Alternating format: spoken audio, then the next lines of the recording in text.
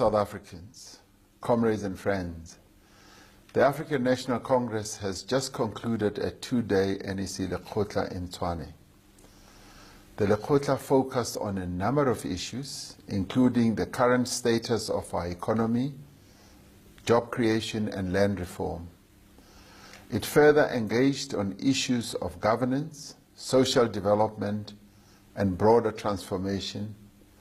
These will be elaborated on by the Secretary General of the ANC tomorrow. We thought it was important for the President of the ANC to clearly and unambiguously articulate the position of the organization on two matters that are of critical importance to the economy of our country and the well-being of its people. The first is the implementation of the ANC's resolution on land reform. The second is about the current economic environment. On land reform, the ANC applauds our people from all walks of life, including people in the rural areas, farm laborers, the unemployed, the landless, urban residents, farmers, traditional leaders, intellectuals, for expressing their views on this critical matter. Our people have been expressing their views on the land question openly and without any fear or favor. They have been putting forward solutions on how the land question can be resolved. This is the constitutional democracy that we fought for. The ANC reaffirms its position that the Constitution is a mandate for radical transformation both of society and the economy. A proper reading of the Constitution on the property clause enables the state to effect expropriation of land with just and equitable compensation, and also expropriation without compensation in the public interest. It has become patently clear that our people want the Constitution to be more explicit about expropriation of land without compensation, as demonstrated in the public hearings. There is also a growing body of opinion in our country that the Constitution, as it stands, does not impede expropriation of land without compensation.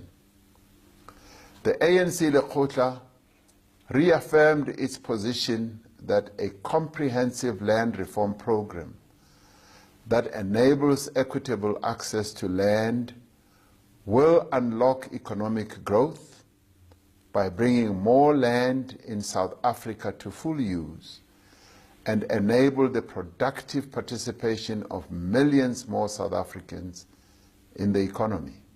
Accordingly, the ANC will, through the parliamentary process, finalize a proposed amendment to the Constitution that outlines more clearly the conditions under which expropriation of land without compensation can be effected. The intention of this proposed amendment is to promote redress, advance economic development, increase agricultural production and food security. It will also transform the unjust spatial realities in urban areas. To accelerate agrarian reform, the ANC has further directed government to urgently initiate farmer support programs in depressed areas before the first rains this year. This should include supporting farmers with tools, tractors, fertilizers, seeds, extension services, finance, and access to key infrastructure. Our economy is facing serious challenges at the moment. The recently released figures on unemployment are quite worrying. Given this economic environment, the Lekgotla directed government to move with urgency to develop and implement a stimulus package to ignite growth in our economy that will lead to the creation of jobs, especially for young people and women. These efforts should focus on rural communities and townships. This stimulus package will be based on existing budgetary resources and the pursuit of new investments while remaining committed to fiscal prudence. It will comprise, amongst others, on the following: increased investment in public infrastructure, increased support for entrepreneurship and employment opportunities for the youth and women, as well as small and medium enterprises, trade support measures for sectors such as sugar products affected by big import surges, ensure that procurement focuses on localization, training for unemployed young people with the skills necessary to compete in a rapidly changing economy.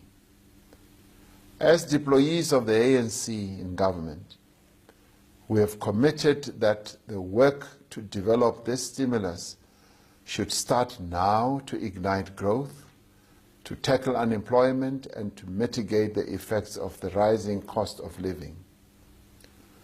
We call on all South Africans to work with us in developing a social compact for economic inclusion, economic growth, and jobs for all. I thank you.